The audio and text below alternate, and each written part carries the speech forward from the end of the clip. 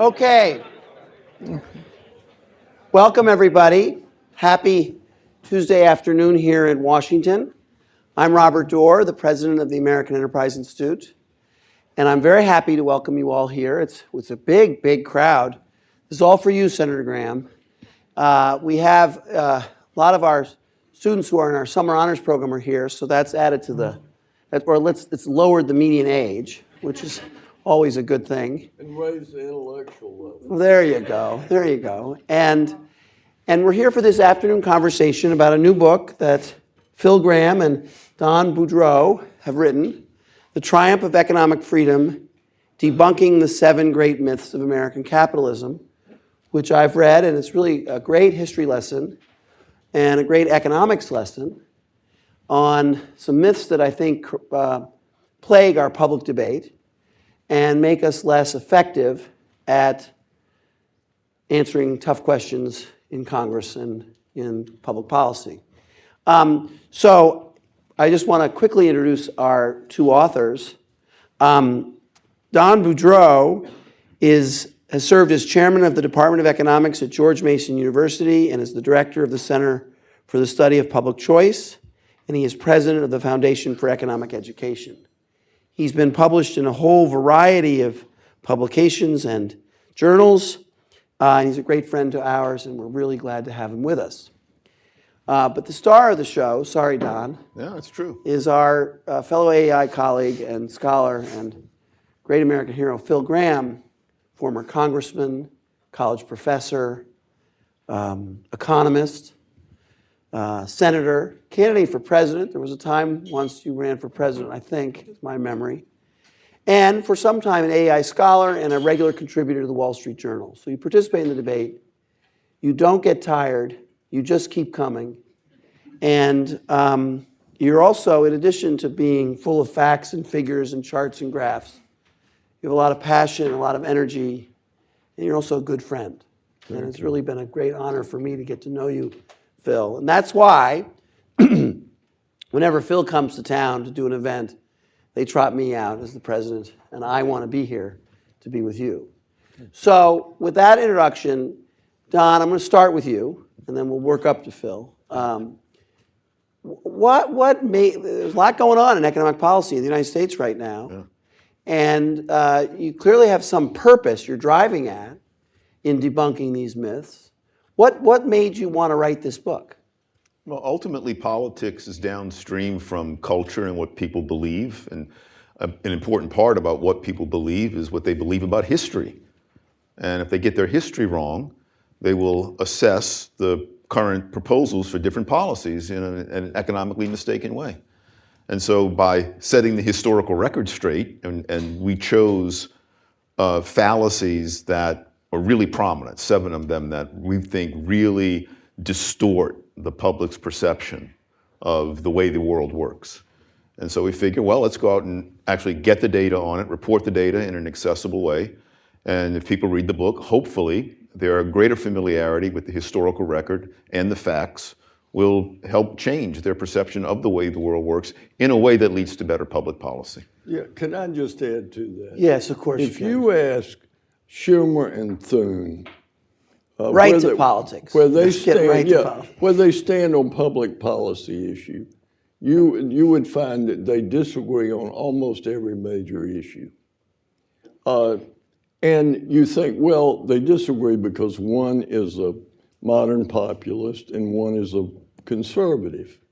But then if you ask them, what happened in the Industrial Revolution? Did the Industrial Revolution benefit working people or impoverish them? If you ask them what caused the Great Depression, if you ask them what caused the financial crisis, if you ask them about poverty and inequality, you're going to find that they have totally different perceptions of how the world works and the facts. And so we thought in the book that an effective way to try to begin to address these differences, which if we can address helps promote bipartisanism and the solution to America's problems, is to try to get the facts straight. So we picked what we believe, based on our study, are the 7 great myths of American capitalism. And then we set about, in a simple way, defining the facts, defining what we call a myth, and then trying to debunk that myth. And obviously, the reader will have to use their good judgment as to how successful we were. And I will say that it's written in a very dispassionate, clear, effective way. There's no glib partisanship. There's no finger pointing. It's just a direct, it's really a well done factual book about these episodes that makes its case empirically. And one of the cases it makes, and one that you've written about recently also in the journals, and that is really the topic of our time right now, is tariffs. And so what is the history of tariffs in the United States? Has we had success with tariffs in the United States? Well, the history is we've experienced them from the very beginning. Americans have always hated tariffs. They've never tolerated them very long. The British imposed a series of tariffs, which ultimately was a big contributor to the American Revolution. We have had a series of tariffs in American history. All of them have impeded growth. All of them have been followed by dramatic election reversals. Of course, the Smoot-Hawley tariff turned a financial crisis into a Great Depression and spread it worldwide. Caused World War II. And Trump's tariffs in the first term didn't work. They didn't bring down the deficit, the trade deficit. They didn't increase employment in manufacturing as a percentage of total employment. They reduced industrial production. And so we tried it for 300 years. President Trump tried it in his first term. There's no lesson in the second kick of a mule, but we're in the midst of a major experiment on it today.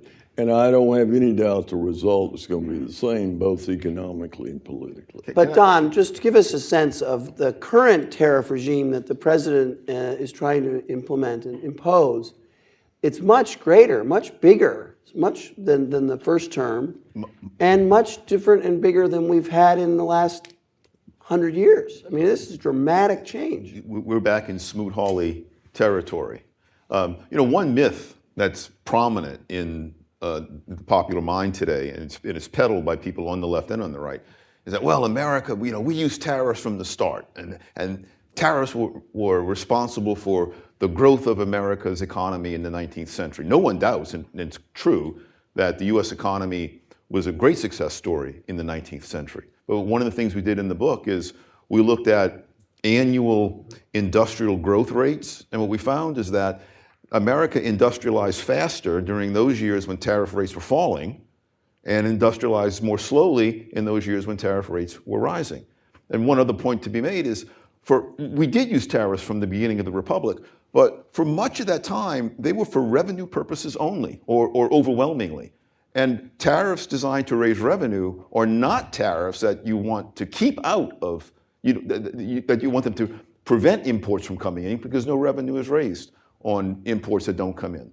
And so a revenue tariff should be distinguished from a protective tariff. The people who talk about the 19th century and the wonderful age of tariffs, they completely miss that distinction. And this is one of the things we try to distinguish in the book. So one of the goals that the Trump administration, the supporter of tariffs, say is behind their desire to bring this new protectionist regime in place is to increase the number of manufacturing jobs. And they say that the loss of manufacturing jobs was entirely due to the growth of foreign trade and the rise of the trade deficit. What say you, Senator Gramm? Well, first of all, we have been a trading nation from the beginning.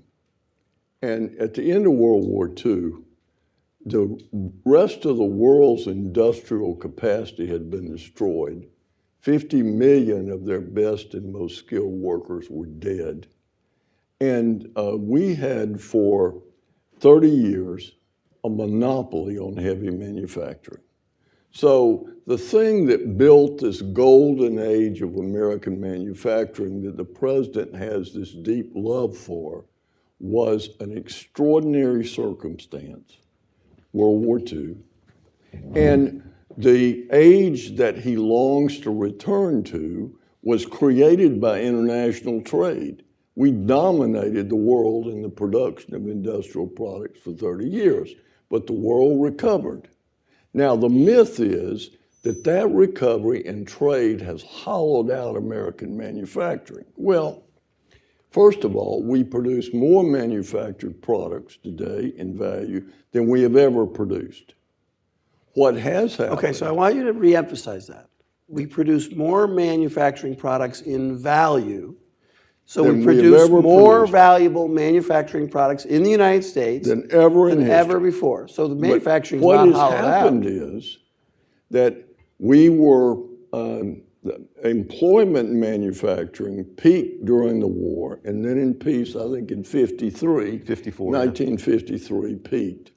And it has declined dramatically since. Why? Because men have been replaced by machines.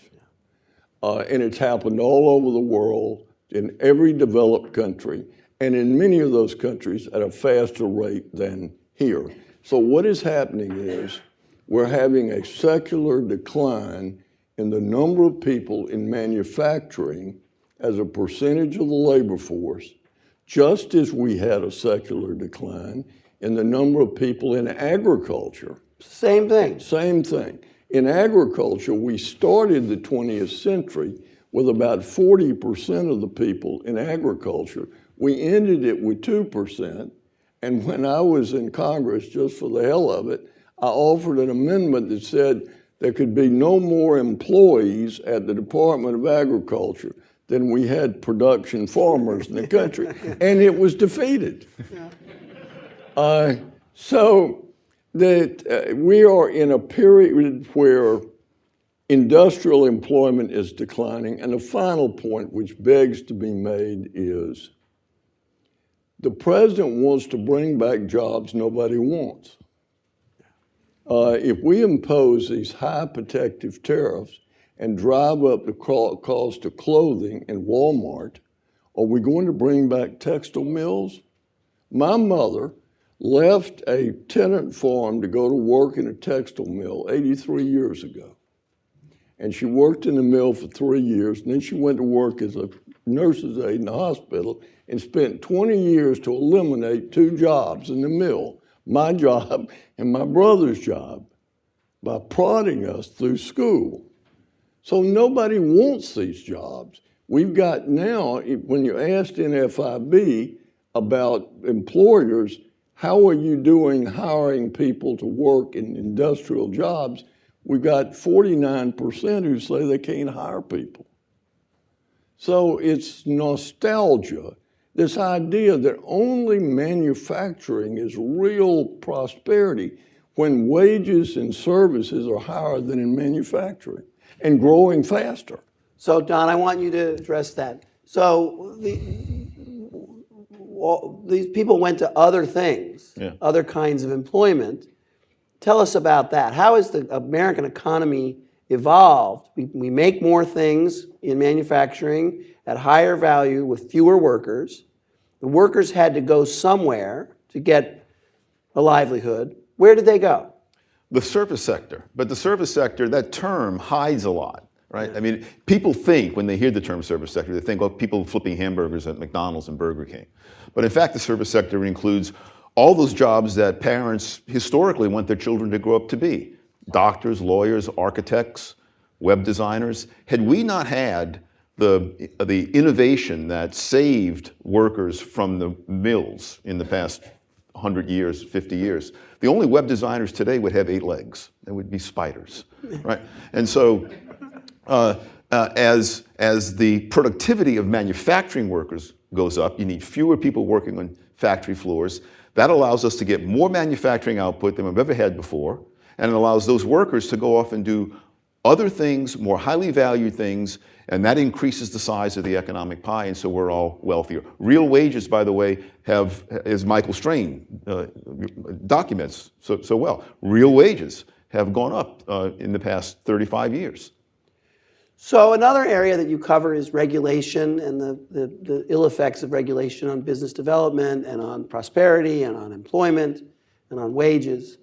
I want to ask one about a particular kind of regulation, and that is the rhetoric from the White House, the use of the bully pulpit to demand and ask Walmart not to raise prices, other firms to bring back plants into the United States and to not move, preventing combinations between corporations. How do you, Mr. Small Government Republican, react to all of that kind of rhetoric directed at business? Senator Gramm.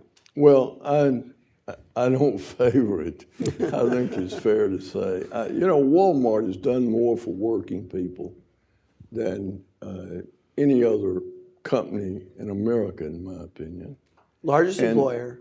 And to be saying to them, well, you're making a lot of money, and there probably is no adult in this room who doesn't have a pension fund that owns Walmart stock. You should just take those profits and eat the cost of protectionism so that people don't know the bad side of what I'm doing.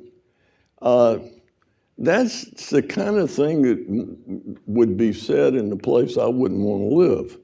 So I don't like people being bullied. If you can't reason with people to do something, maybe you ought not to be doing it. And so prices are going to go up. And I think, quite frankly, that President Trump crossed the Rubicon on the 50% tariff on steel and aluminum, because those two metals affect manufacturing nationwide. Most imports are component parts used in American manufacturing, not consumer goods. And so we're going to disadvantage every manufacturer in America, make them less competitive here, less competitive on the world market. And we're doing this remarkably when we're getting ready to do a major defense buildup. And the defense industry uses steel and aluminum. And so it's like we've imposed an embargo against steel and aluminum in a country that's getting ready to spend $100 billion on defense. Impose the embargo on ourselves. Yeah, we impose embargo on ourselves. It's sort of like Russian submarines would have done it in a war, but we do it. So Don, take us to that. This is an important point because there's been a lot of tariffs. There was Liberation Day. There's the individual tariffs. There's a negotiation with China. But you're saying this one, that he really is now at the point where he can't walk it back, is the most damaging. Is that really what you think, Don? Is that true? Well, Phil's the politician, not me. But so Okay. I trust his judgment. Don't call me names. It seems to be true because it was done so publicly, and the president was very adamant that he's not going to walk these back, and the legislative authority that he used to raise these steel tariffs was indeed Section 232, which is the national security exception. So it's more difficult to walk back something that, last week he said, this is vital for national defense, and then he can't 2 weeks from now say, well, I made a mistake. But if you're doing something to help manufacturing workers in industrial type firms, Caterpillar, Deere, those Ford Motor Company, and you impose this tariff, you're hurting them. You're hurting. That's right. That's right. Yes. And, That's right. and so you're really hurting the manufacturers you're trying to help. That's right. I mean, That's right. There was a study done. I forget now who did it, but if you look at President Trump's steel and aluminum tariffs during his first term, it's estimated that a total of was it 2,300 jobs or Yeah, there were 2,300 jobs were saved. Steel and aluminum. Right, and about 75,000 jobs were destroyed in industries that heavily used steel and aluminum. So 2,300 new Versus jobs versus 75,000. Right. You know, about $900,000 per job Yeah. that we created the cost. Each of those And 2,300. they got maybe a tenth of that. One last thing on tariffs, and two more on the general economy, and either one of you can take this. So let's talk about prices. I've heard some of our economists say that price increases or inflation caused by tariffs really won't be that much, isn't going to be that big, and it'll happen and then it'll stop. Do you see it that way? So, unlike increases in the money supply that cause ongoing inflation, price increases from the tariffs will be more like a one-time rise. The degree to which prices rise depends upon the degree to which the tariffs themselves finally rise. Fortunately, we in America, I think it's fortunate.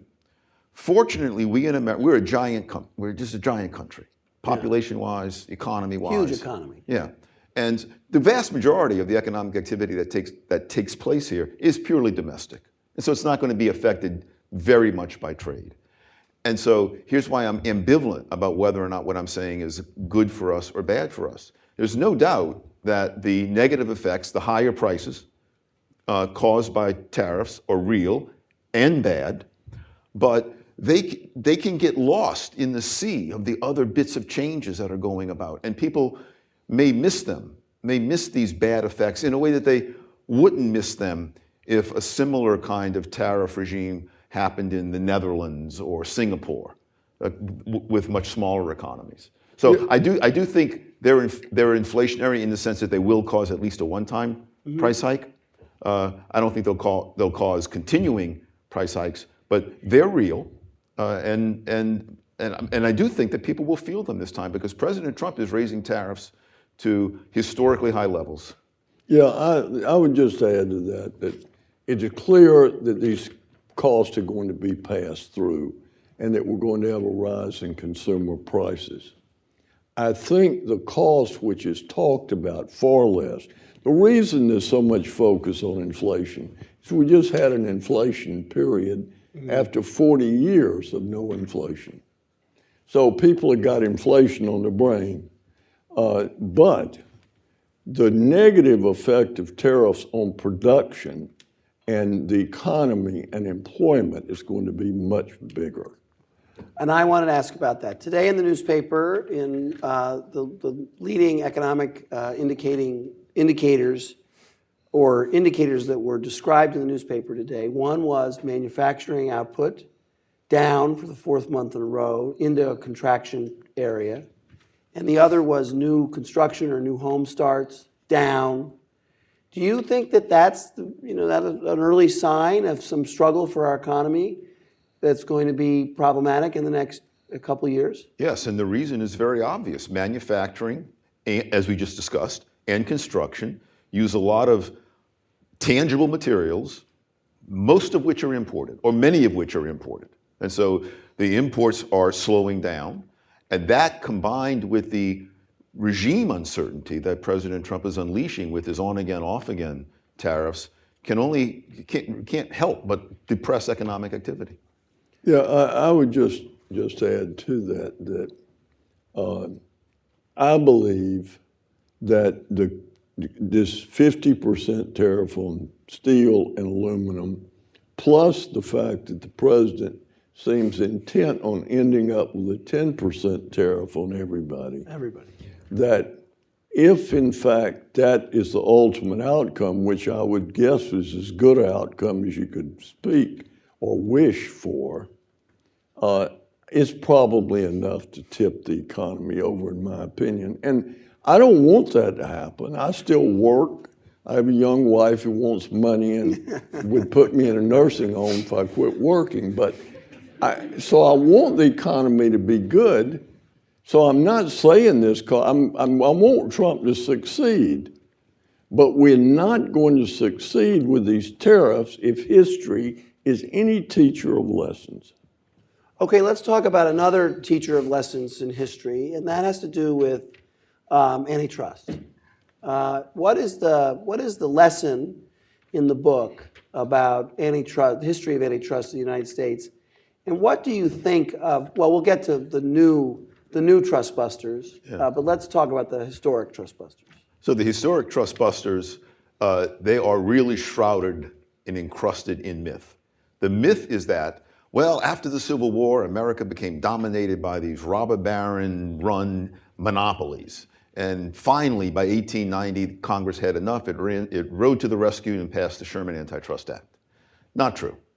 The Sherman Antitrust Act was passed in 1890, but what was happening in the economy up until that point is that prices in these allegedly monopolized industries were falling more dramatically than prices in the economy as a whole. Outputs were rising faster than outputs in the economy as a whole, and that was a period of rapid economic growth. If you look at the actual legislative history of antitrust in the United States, what you find, it's special interest group legislation. You had smaller producers who could not compete effectively against the larger, more successful producers. They, for whatever reason, had political power. They got political power. Antitrust was a foil to be used to suppress larger, more successful and more entrepreneurial firms for the benefit of smaller, less competitive firms. And to the harm of consumers. To the harm of consumers. And okay, so that's described in the book in greater detail and with a lot of evidence. But now we have new trust busters who want to, and there's a couple references to your concern, especially in the tech industry. Is there a little, are we in the middle of a replay of that destruction of companies that have brought great benefits to consumers at lower costs? Let me say that by the 1970s, the evidence was so overwhelming that progressive era regulation hurt the consumer, drove up cost, reduced income, that Ted Kennedy in the Senate and President Carter in the White House led the greatest deregulation effort in American history, and their deregulation of the transportation industry and the communications industries really set in place the system that we now dominate the world in. And there has been an effort, there was an effort in the Biden administration, and unfortunately that effort lives on in the Trump administration in the Federal Trade Commission. But there was an effort to basically go back to progressive era regulation. The reform that got us out of that was consumer benefit. If regulation benefits the consumer, if the consumer is being harmed by restraint of trade, then it's an antitrust violation. Right. But under the old progressive law and increasingly under new regulation, antitrust is whatever government says it is.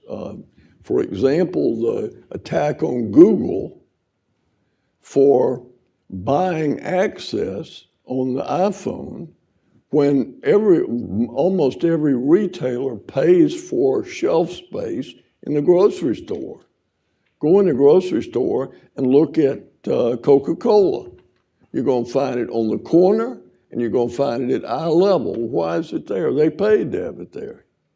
In fact, Coca-Cola and Procter & Gamble spend more on advertising than Google does, and Google was found guilty of an antitrust violation because of their level of advertising. So we're not through this remounting of a bad idea. Bad ideas never die. Good ideas have to be reinvented over and over and fought for it, but bad ideas never die. So Don, in a country like the United States that cares about all of its people, why should the consumer be the most important player? Because you can have economic growth only, the rules of the market order are that people should be free to enter any industry to produce, be entrepreneurial, be a worker, But you are productive only if and only to the extent that you satisfy your fellow Americans as consumers, right? When people spend their money, that tells, where they spend their money. That shows you where the productivity is occurring. If you want to produce chocolate-covered pickles, thinking that people might like to buy them, you can do it. More power to you. I believe you should be free to do that, but I suspect that no one here is going to buy them, and that gives you a signal. I might not want to produce chocolate-covered pickles. I might want to do. I might So want it's to produce more something else. democratic. What's that? It's more of the people. Well, and let me add to that if consumer freedom is not what dictates how their money is spent, what does dictate it? Yeah. If you listen to the proponents of the new right, it is that they want the smartest people to decide what jobs are really important and what goods should really be produced, because the rest of us, we don't know. And they're going to tell us what is in our interest to consume, and they're going to limit our freedom or change relative prices to lead us to buy the things they believe are important. The problem with that is it's the oldest idea in history. Yeah. This is the guardians that are telling everybody else how to live, and they've never done it successfully. How could we believe it didn't work in ancient Athens? How's it going to work here? The only way it's about freedom. The only way we can know what goods to produce and not to produce in this world of ours of inescapable scarcity is to allow consumers the freedom to spend their incomes as they choose. That will affect prices. Prices will rise and fall depending upon those expenditures, and that will direct productive resources into their most valued uses. There's no other way to do it. But go ahead, Phil. And consumers got the right to do that with the sweat of their brow. Yeah, they've earned the income. Okay, so let's talk about the local pain when automation or influx of goods from overseas at lower costs forces businesses out. And this, you acknowledge this does happen. And it happens, and the thesis of the New Nationalists is that it happened a lot in Michigan and Ohio and Pennsylvania and Wisconsin. What is the right way to respond to that local displacement of employment? So you're referring to, I think, without mentioning it, the China shock. Yes, yeah. Or whatever that leads to a plant closing up and no longer employing people. Yeah, so the China shock, I'm going to use the China shock because that is the big example. Right? So for those of you who don't know, the China shock is a very famous paper written by some MIT economists, and they looked at what happened to employment, in particular what they call commuting zones in the United States from 1999 through 2011. And what they found is that were producing things that China was importing. That these authors determined were especially prone to Chinese imports. And so they got a top line number of the total number of jobs lost to China over the course of 13 years. And that's 2.4 million. I remember the 2016 presidential campaign, both Hillary Clinton and Donald Trump trumpeted that number. 2.4 million jobs lost to China. How can we tolerate this? Well, if you look at the data on the total number of jobs that are lost for all reasons, that's about 1% of the total number of jobs that Americans lost in that time. It's a rounding error. So yes, trade does destroy some jobs. So do changes in consumer technology. So do labor-saving technologies that are introduced. Innovations in products, all kinds of things. All sorts of things. Americans are having fewer babies now than they had 20 years ago, and so we produce fewer diapers and fewer baby strollers. And people put out of work because of that. Yeah. Plants closed because of it. Yeah. Okay, so Taste changes. well, But trade people creates jobs. Yes. Trade creates jobs. So if you look, you go ahead. yeah, so if you look at any measure, look at imports or import changes, look at the trade deficit, look at changes in decreases in tariff rates, you'd find no change in employment, overall employment. Trade destroys some jobs, it creates other jobs, just as changes in consumer tastes destroys some jobs and creates other jobs, just as new labor-saving technology destroys some jobs and creates other jobs. And in a country, I'll get back to the point that I made earlier, we're very large. In a country as large as the US, trade is simply not that big a player on that front. Well, and all change creates creative destruction. New inventions destroy old ways of doing things. When the car came, it destroyed a whole series of jobs related to wagon production, horse care, all of those things. This is an ongoing process. We allow the system to work much better than Europe does.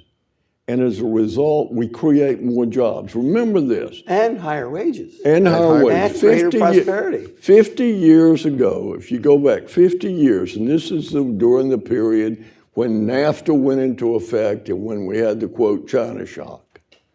If you look at the wages of households, today, 66% of the people that have wages that in 50 years ago would have put them in the top 20%.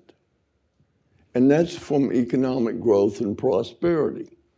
Look at the house your parents, for the students, bought and compare it to the first house their parents bought.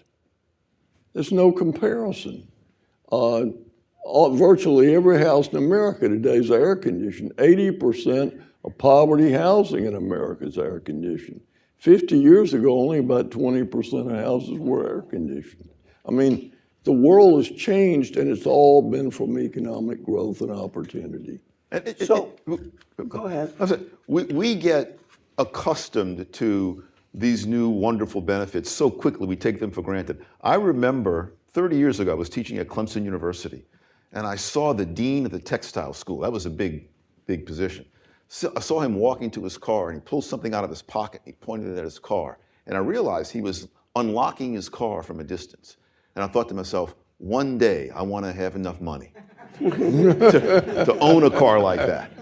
I don't think you can buy a car not like that now. The cheapest car comes with it now.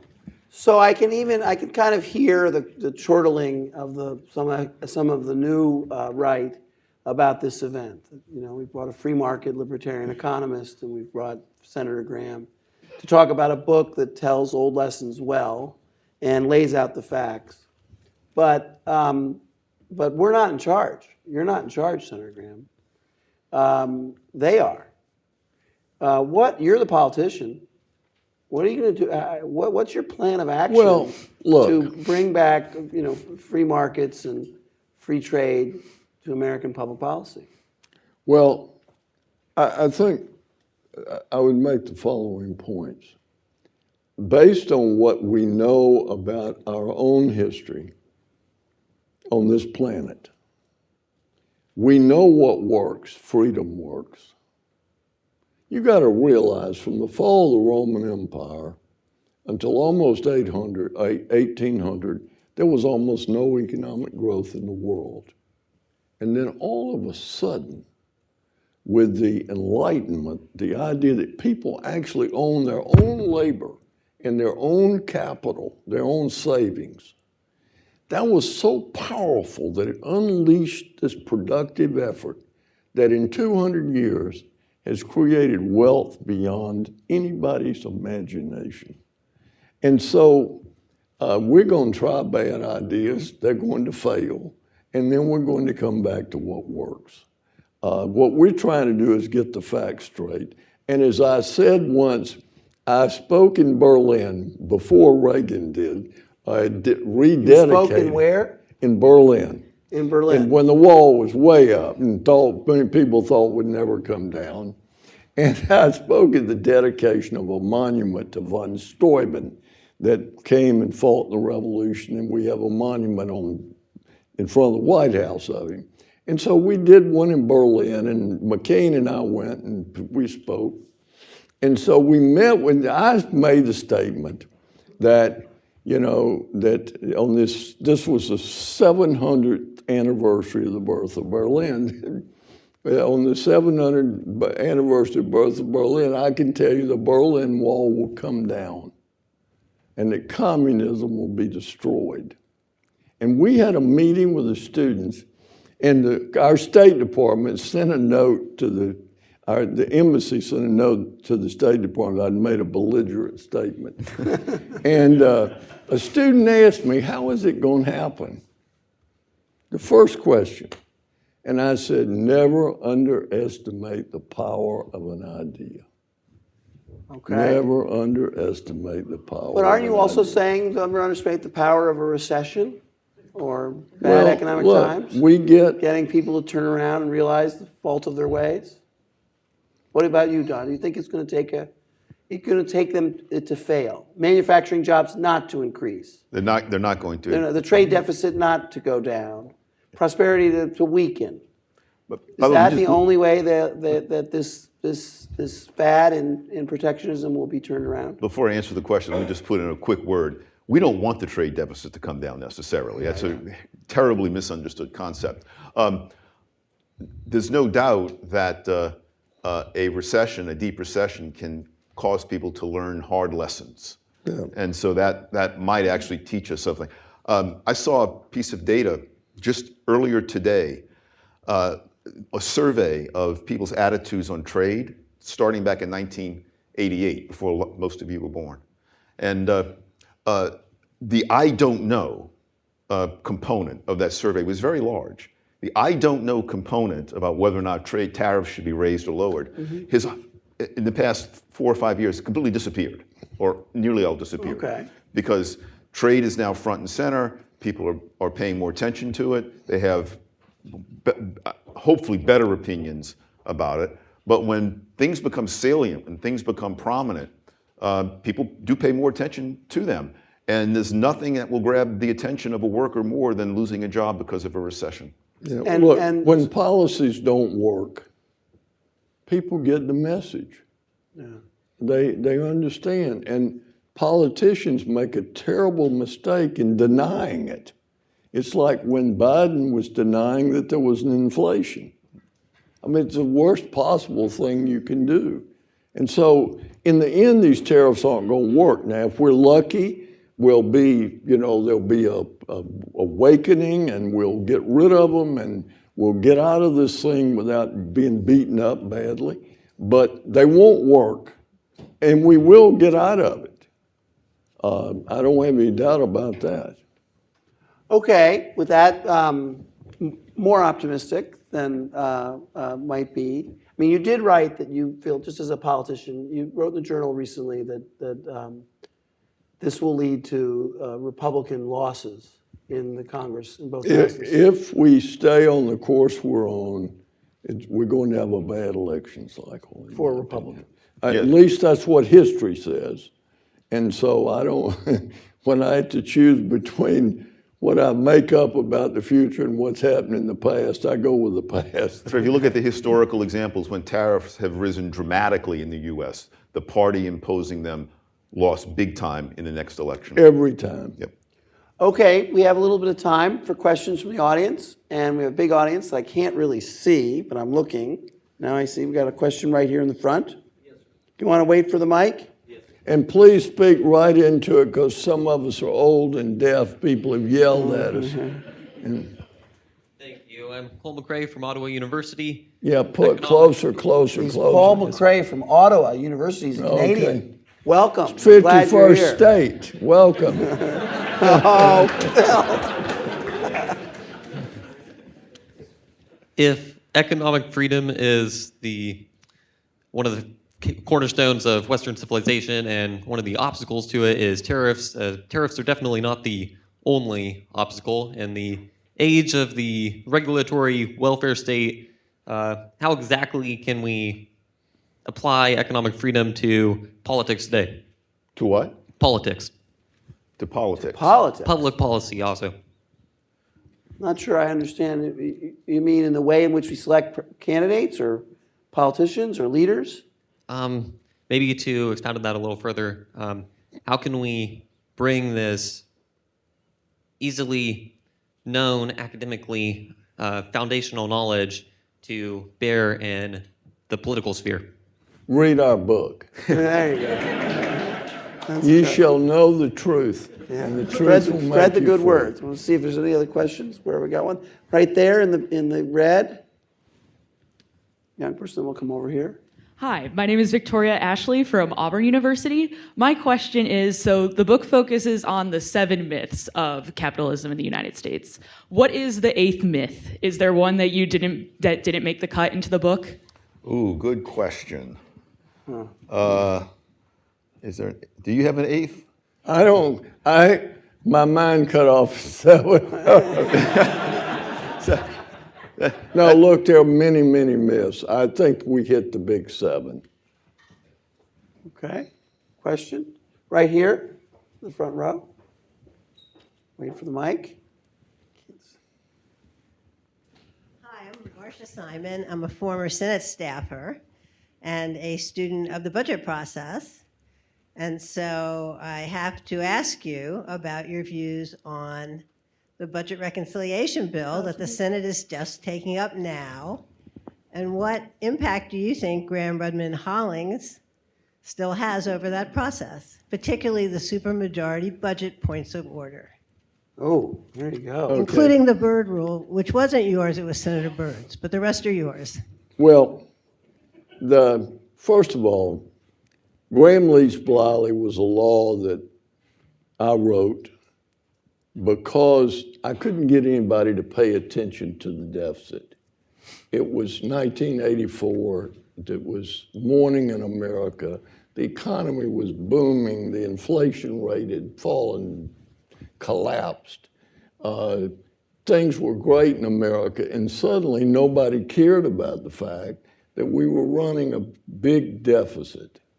And so I tried to figure out how I could change the system to force people to address this issue.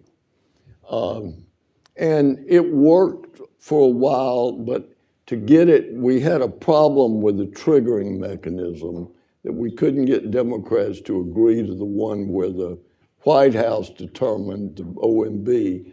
And so to get it re-triggered, we had to accept that whoever won the presidential race between Papa Bush and Clinton would have a choice as to whether to continue Gramm, Rudman. Clinton won, he killed the bill. I think in the reconciliation bill that we're not doing enough to deal with spending. Spending is our problem. And when you're voting against facing the spending issue, when Medicare is going to be broke in 8 years, and Medicare is going to be broke in 8 years, and Social Security in 10, and we already have got this huge social welfare system, you're voting to raise taxes in the future. And so I think that hopefully the Senate is going to do a better job than the House. And I tell you a thing that I find stunning. The mandatory work requirement in the Clinton welfare reform bill is stronger than the work requirement in the House reconciliation bill. And Oh, it's a lot stronger. that when Clinton was a Democrat, was president, we were 2 years from a balanced budget. The national debt was a third what it is now. And yet, the new bill is weaker than the old bill. So it tells you something. Controlling spending is always difficult, and there are some people who have read the election to sort of lead them to believe that since a lot of blue-collar people voted Republican, maybe we should give people something. My response is if they'd wanted something from the government, they would have voted for Democrats to prove it. And so what they want is they want growth and opportunity and freedom. So I'm very disappointed in the bill. Okay. I had a young person over here.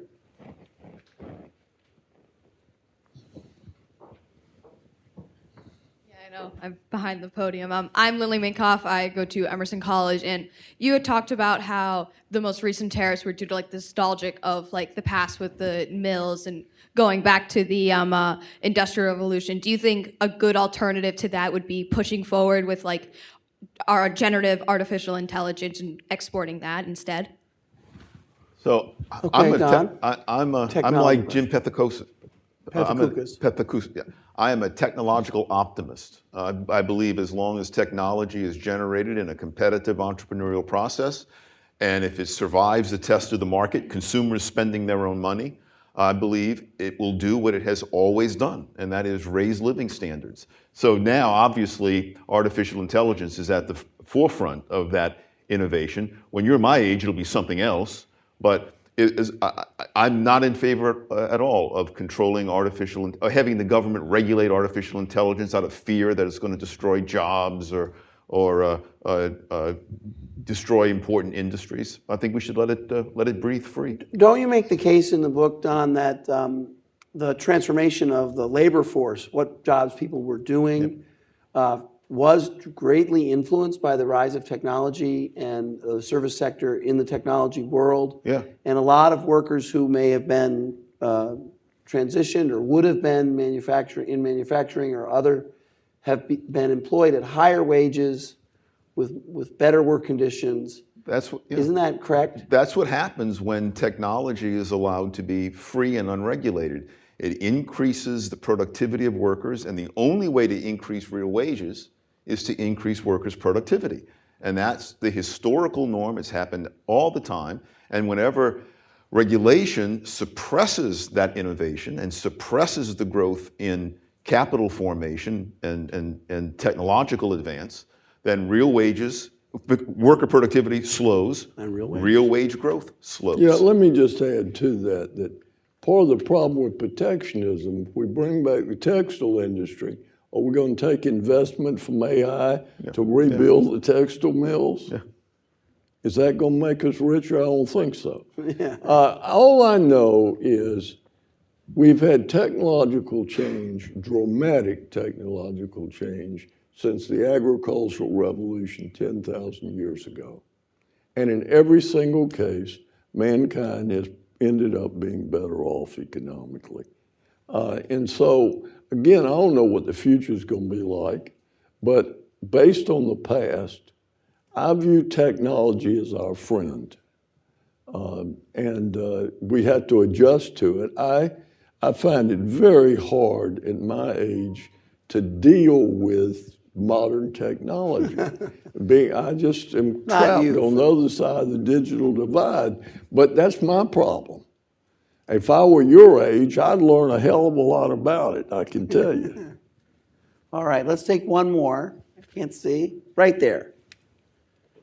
Thank you.